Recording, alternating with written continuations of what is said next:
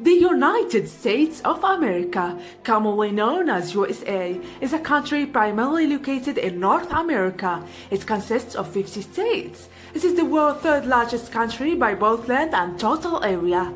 The United States shares land borders with Canada to its north and with Mexico to its south. It has maritime borders with the Bahamas, Cuba, Russia, and other nations, with a population of over 353 million.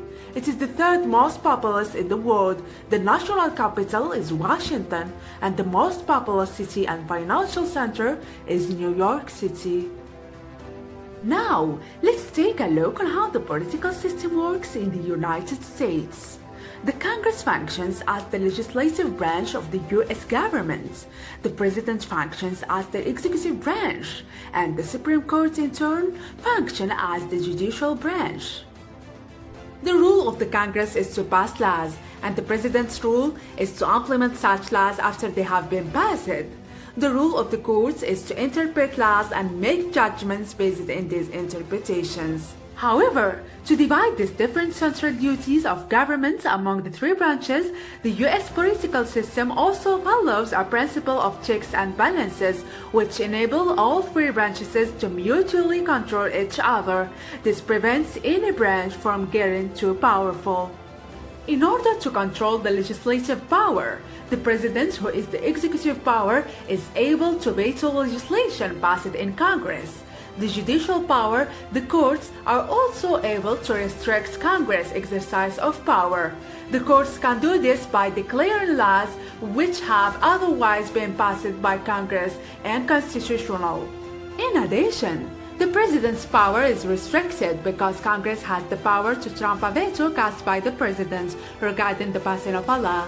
Congress can do this by passing such a law with a two-thirds majority. Furthermore, the courts are able to declare the President's actions unconstitutional should the President act beyond the scope of his authority. The process of selecting Supreme Court justices in the U.S. is politically influenced. 9 justices makes up the United States Supreme Court, and they usually serve for the remainder of their lives. When a new Supreme Court judge is to be selected, the President in power at the given time picks out a candidate for the position. Then the candidate must be approved by the Senate.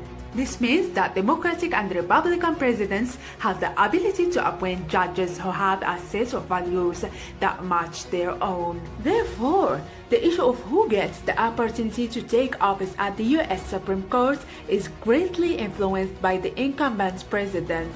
Now, let's find out how the Americans get to choose their leaders. In the USA, election is more directly focused on who is going to be the country's president. People vote personally for the specific candidate who they believe should be president before the presidential election. However, the parties go through the long process of the so-called primary elections. Here, they select the one candidate who is going to represent each party in the presidential election. American political ideologies conventionally align with the left-right political spectrum, with most Americans identifying as conservative, liberal, or moderate. Contemporary American conservatism includes social conservatism, classical liberalism, and economic liberalism. The former ideology developed as a response to communism and civil rights movement, while the latter two ideologies developed as a response to the New Deal.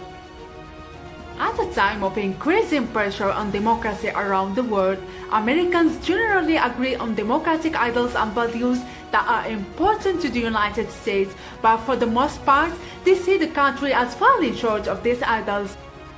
According to new surveys of opinion on the strengths and weaknesses of key aspects of American democracy and political system.